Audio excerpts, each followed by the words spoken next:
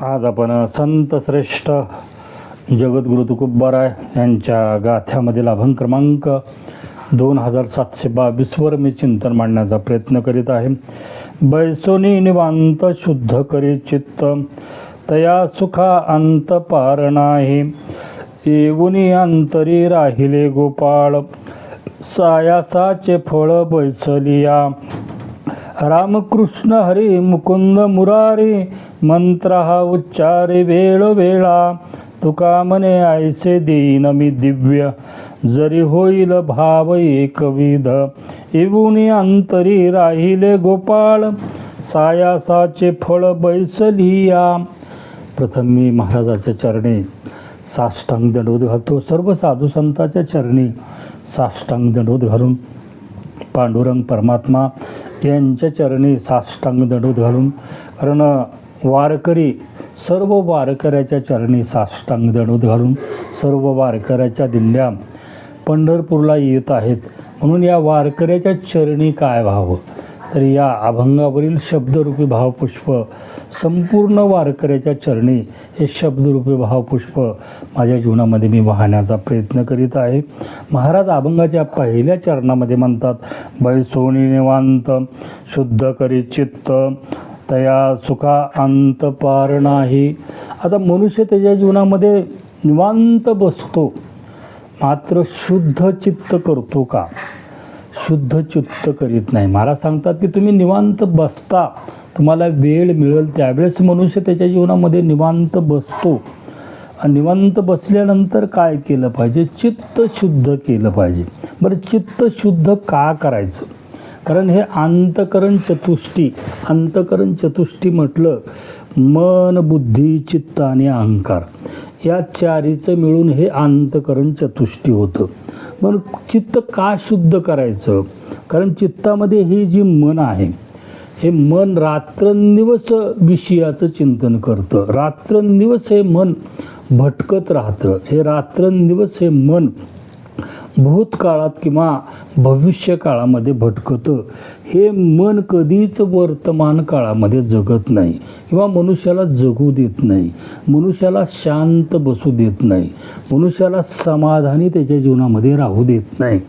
म्हणून सुख पाहिजे असेल तुमच्या जीवनामध्ये, त्या सुखाचा तुम्हाला अनुभूती तुमच्या जीवनामध्ये घ्यायची असेल तर काय करावं लागेल? एकांतवासामध्ये बसल्यानंतर हे चित्त शुद्ध करावं लागेल. कसं केलं पाहिजे?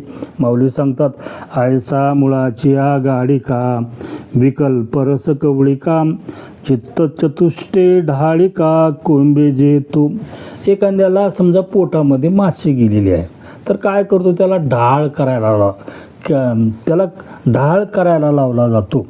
किंवा एखाद्याला मुद्दाम पोट त्याचं गुबार आहे किंवा पोटाचे विकार आहेत, त्याला ढाळ केला जातो. ढाळ करून त्याच्या पोटामध्ये पाणी पाजून ते पाणी परत बाहेर काढलं जातं.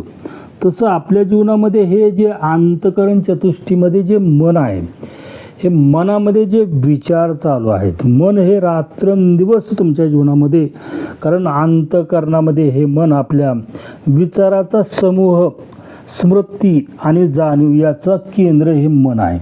मनाची एकाग्रता नष्ट होते. चित्त हे मनाचे एक अत्यंत सूक्ष्म रूप आहे, जिथे विचार भावना निर्माण होतात, जाणीव आणि स्मृती चित्तात साठवून राहतात.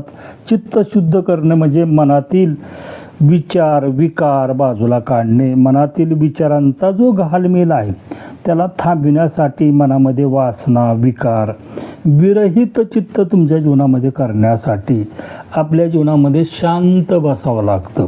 म्हणून महाराज या मनाबद्दल आपण अनेक वेळेस आपल्या जीवनामध्ये बोललेलं आहे. मन हे कसं आहे? मनाबद्दल माऊली काय म्हणतात? हे मन कैसे केवडे, ऐसे पाहो मनी तरी न सापडे. एरवे राटावया थोडे, त्रैलोक्ये या. कारण अर्जुन भगवंताला विचारतो, हे मनाला भटकण्यासाठी हे त्रैलोक्य सुद्धा अपुरे आहे. म्हणून ऐसे कैसे घडेल, जे मर्कट समाधी येईल. का राहा मनतील या राहेल महावातू. अर्जुन भगवंताला म्हणतो, एखाद्या वेळेस माकड समाधी अवस्थेमध्ये बसल, सोसाट्याचा वारा थांब म्हणल्यावर सुद्धा थांबेल. पण मन हे एक क्षणसुद्धा शांत बसत नाही, म्हणून निवांत बसायचं आहे. म्हणून हे जी मन आहे, जे बुद्धी ते सळी, निश्चया ते टाळी, धैर्याशी हातपिळी मिळवून जाय, जे विवेका ते भुलवी, संतोषाशी चाड लावी, बैशी जे तरी हिंडवी दाही दिशा. हे जे मन आहे बुद्धीला छळतं, बुद्धीनं केलेला निश्चय सिद्धीला जाऊ देत नाही.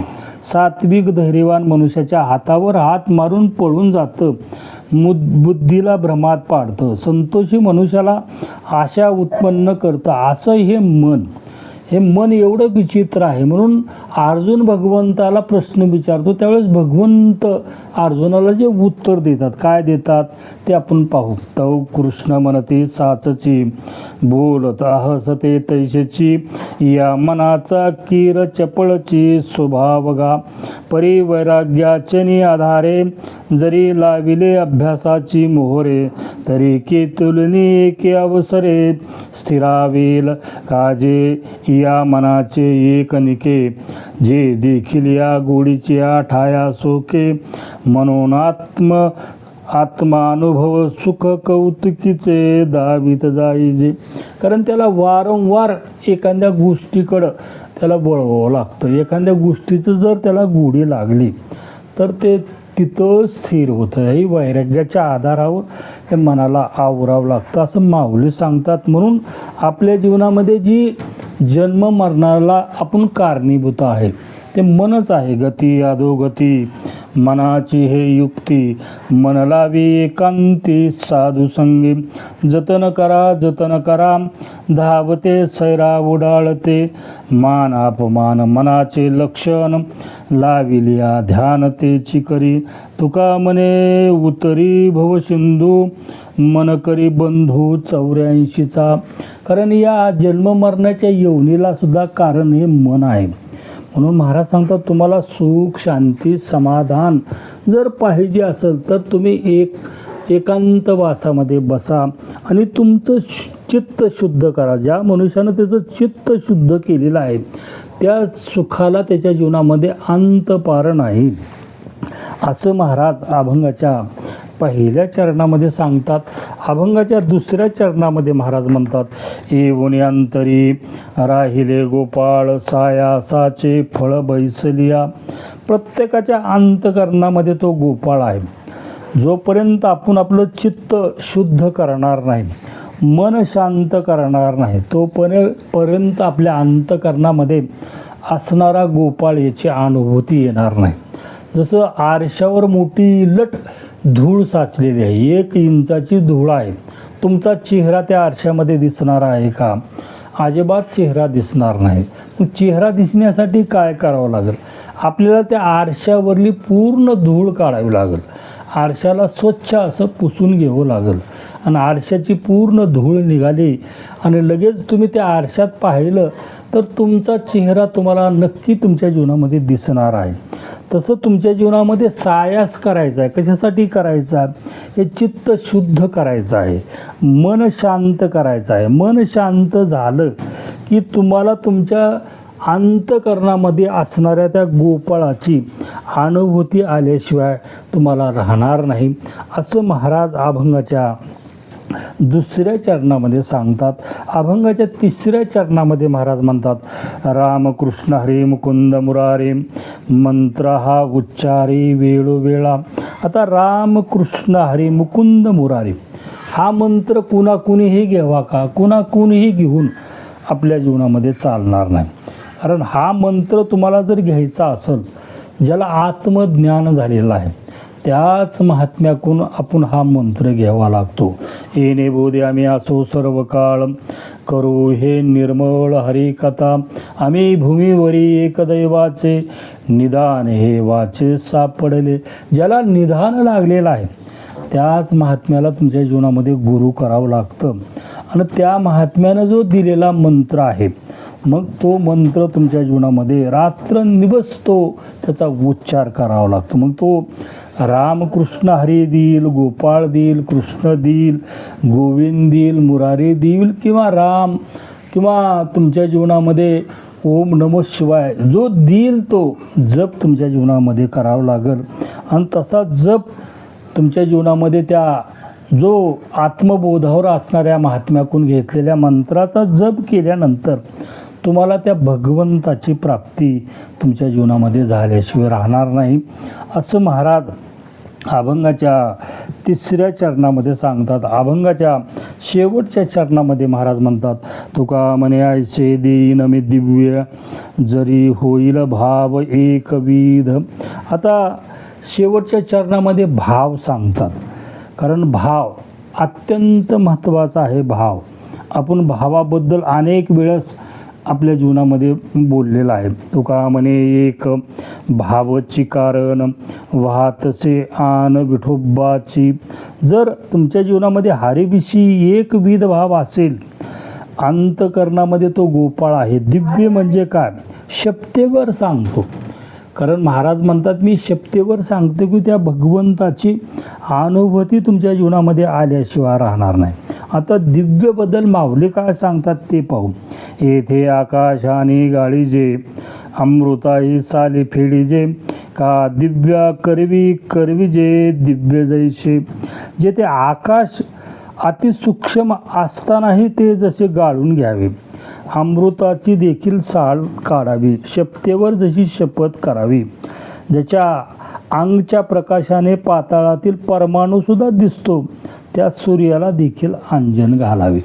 म्हणजे तुमच्या जीवनामध्ये भक्ती म्हणजे काय? भक्ती आपण म्हणतो. पै भक्ती किमी जाणे तेथे सान थोरण म्हणे आम्ही भावाचे पावने भलतया. कारण भगवान श्रीकृष्ण अर्जुनाला सांगतात भक्ती म्हणजे काय? भक्ती म्हणजे त्या भक्ताच्या अंतकरणामधील असलेला भाव. मग तो भक्त लहान आहे, मोठा आहे, गरीब आहे, श्रीमंत आहे असं मी काहीच पाहत नाही. त्याच्या मेजवानीला मी हजर राहतो. कशामुळं? त्याच्या अंतकरणामध्ये असणारा भाव. अंतरीची घेतो जोडी पाहे अंतरीची घेतो गोडी पाहे जोडी भावाची. देव सोयरा देव सोयरा दिनाचा आपुल्या वैभवे शृंगारावे निर्मळ. तुका म्हणे जेवी सवे प्रेम द्यावे प्रीतीचे. तुमच्यासोबत तो त्या भगवंताला भाव दिलात, त्या भगवंताला प्रेम दिलात की तो भगवंत तुमच्यासोबत जीवू लागतो. जसं गोपाळासोबत तो भगवान श्रीकृष्ण त्यांचं उष्ट ताक पेत होता, तसं तुमच्या अंतकरणामधला भाव, तुमची भक्ती पाहून तो भगवान तुमच्यासोबत जीवू लागतो, तुमच्यासोबत बोलू लागतो, तुमच्यासोबत खेळू लागतो. हे दिव्य म्हणजे मी शब्देवर सांगतो. महाराज म्हणतात, महाराजांनी जे या अभंगामध्ये पहिल्या चरणापासून शेवटच्या चरणापर्यंत जसं सांगितलेलं आहे त्याप्रमाणे जर तुमच्या जीवनामध्ये तुम्ही आचरण केलं तरच तुम्हाला अनुभूती मिळेल. महाराजांनी सांगितलेल्या गुरुकडे गेला तरच तुमच्या जीवनामध्ये अनुभूती मिळेल. नाहीतर तुम्ही कितीही असं पंढरपूरची वारी करा, नाही कितीही दिवस तुमच्या जीवनामध्ये नामचिंतन करा, तुम्हाला आत्मानुभूती येणार नाही किंवा त्या भगवंताची प्राप्ती होणार नाही. हे झालेलं चिंतन जे माझ्या जीवनामध्ये आहे, सर्व वारकरी जे वारकऱ्याच्या दिंड्या जे पंढरपूरला येतात चलत 20 दिवस, हे त्या वारकऱ्याच्या चरणी हे शब्दरूपी भावपुष्प अर्पण करून माझ्या अल्पशा सेवेला पूर्णविराम. तुकाराम तुकाराम तुकाराम. बोला पुंडरी गौरदेव हरी विठ्ठल श्री ज्ञानदेव तुकाराम.